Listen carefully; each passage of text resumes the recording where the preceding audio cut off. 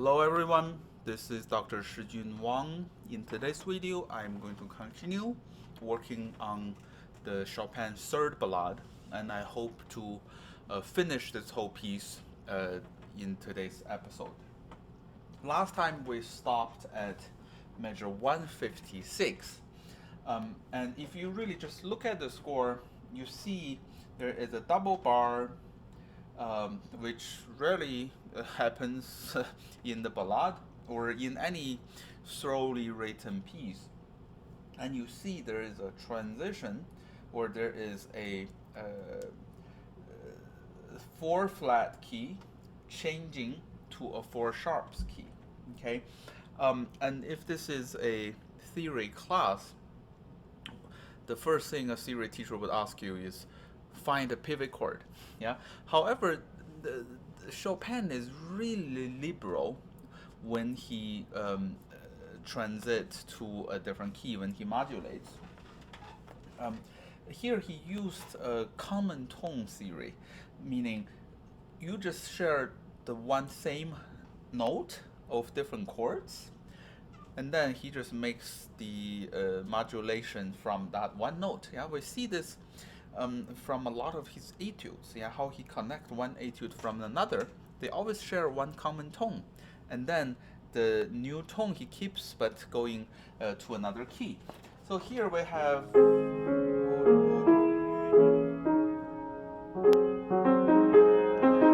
Yeah, we have A flat major, A flat dominant 7.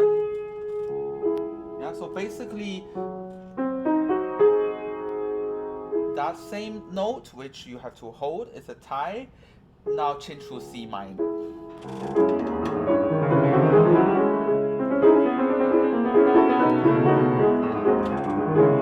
So this whole section sounds really nervous, okay, for a couple of reasons. Well, first of all, the left hand is having, there's suddenly out of nowhere running passages. And then there are so many chromaticism. Yeah, even all of these are like minor seconds, major seconds. And also, rhythmically, Chopin used a lot of syncopation.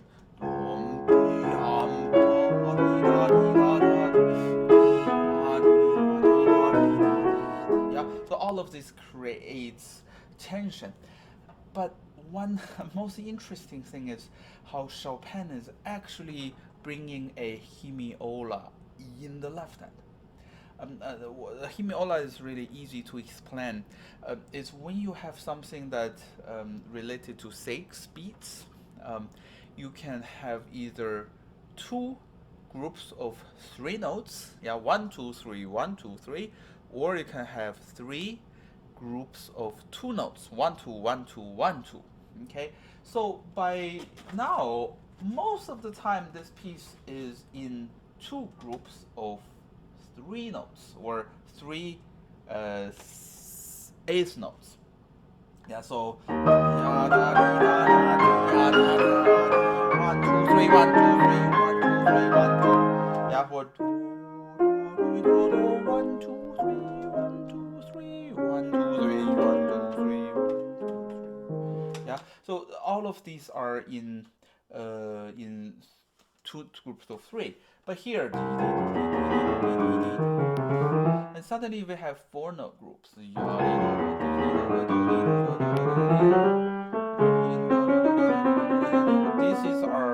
are in 3.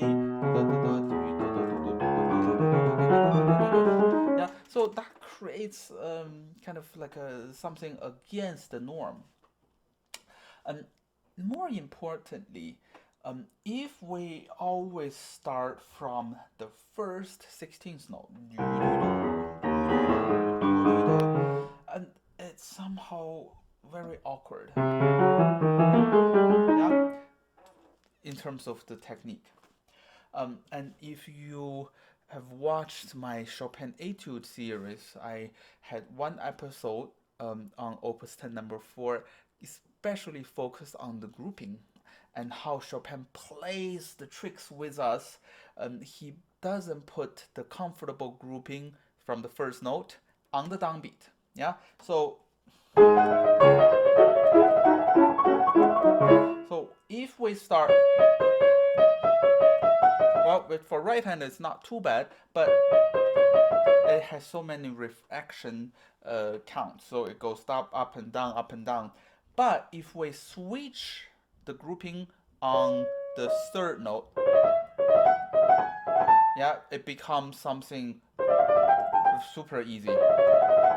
Yeah, so something you go up.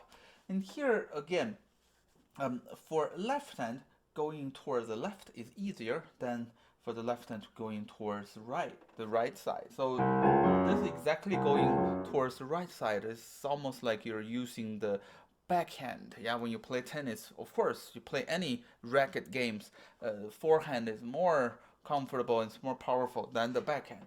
And here, if we start on the third note,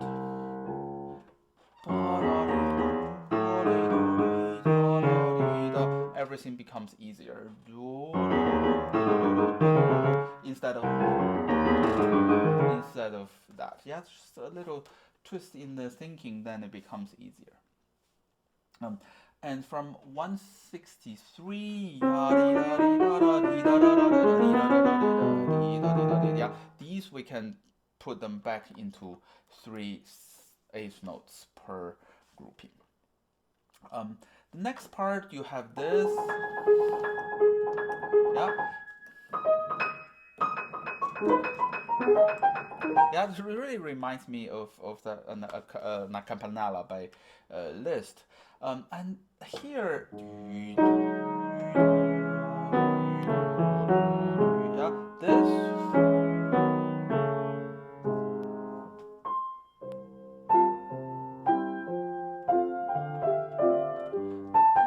Is exactly the same as the second theme, which is the reverse of theme 1. So, Chopin really is such a genius of connecting all of these. Yeah, every note has a DNA that is related to this same piece. However, here it's a completely different feeling than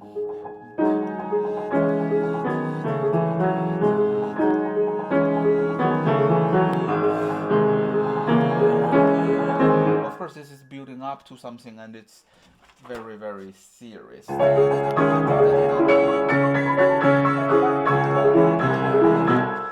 here, right hand,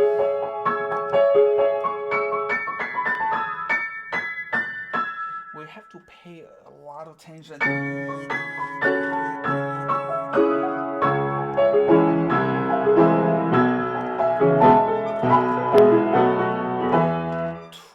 the voicing, and we have to use a lot of arm.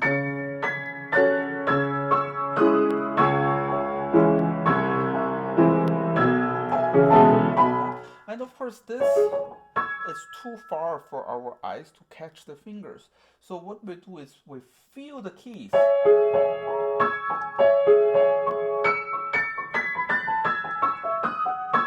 And almost all the time my hands are touching the key so that I know where I am.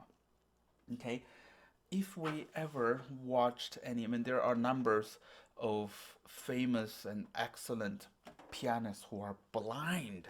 Okay, and if you look at how they play, they actually rarely miss notes. Okay, they're more secure than most of pianists with eyes, and they do it with touching the key first. Yeah, of course I've heard a live performance by a famous jazz pianist who was blind, and just people guide him to the stage, and of course the first thing he finds is middle C, and of course he uses the black keys to locate, yeah, the white notes, and then you see all the time, and 100% of the time the hand is on the key, feeling the position. So here is exactly something we have to do. By touching the keys, so we know where we are physically. Okay, because this just too fast for the eyes to lead. 179 is a part that left hand has a lot of jumping.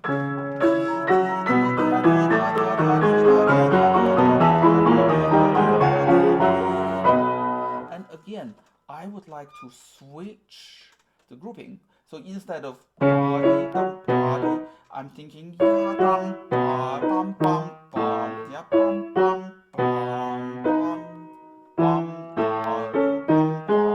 the first two, which is from the second note of the group, is up, down, up, up, down, up, up, down.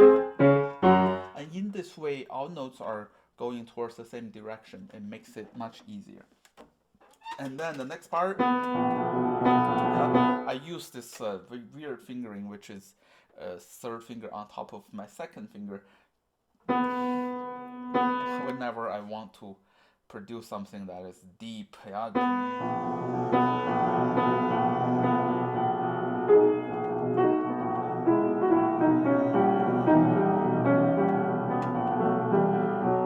And here, exactly the same. Yeah, exactly the same technique, which I suggest everyone to just break from the first note and just treat this as octave. Yeah, no way we have to think about that, and I would not even use, in many cases, I would not even use 3. Yeah, that's too wide for most people. So just use 5 and then 5. It's hard for one note, but it's much easier for the next 5 notes. Okay, and of course this whole thing transposed into 3 different keys, and finally it reaches the climax of the whole piece.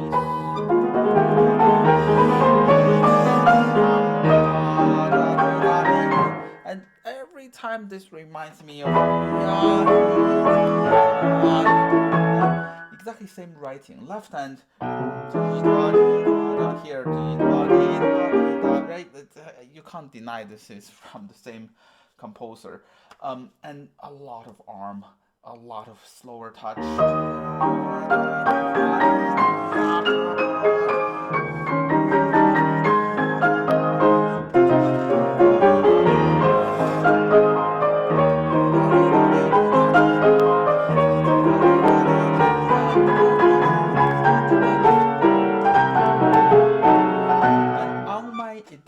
Here there is a specific marking of the fingering. So here was marked 3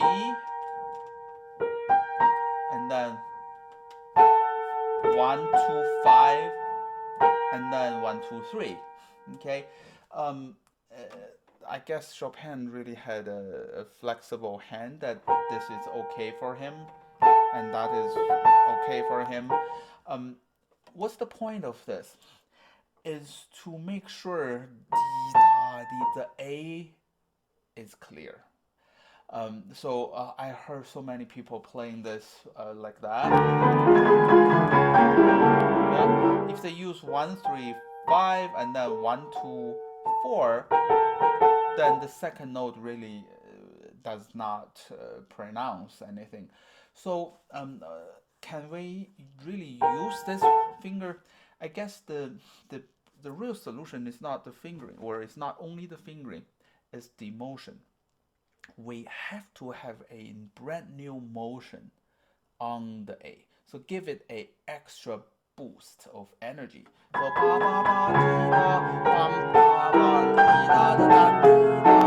yeah, even the 1, 2, 4 would work if you give it extra force. And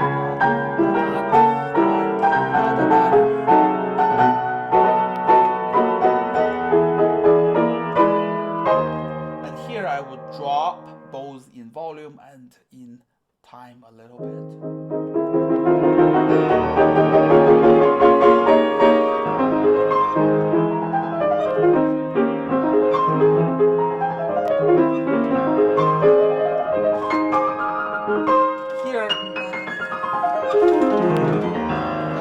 This is actually pretty hard to keep the fortissimo going. And you see, my body is always having a kind of a ratio. Moving with my hand. Yeah, my body is not still, and yeah, because this is really not leggero.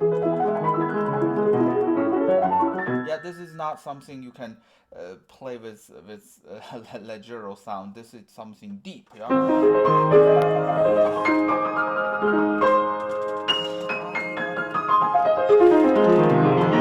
So every note you have to play to the bottom of the key. And again, four chords, full chords with large span of register. However, every note has a marking that says diminuendo. What does he mean? I think he meant the beginning of each note is extra deep. Yeah, so it's actually the reversed way. It's the opposite way as it appears. Yeah, so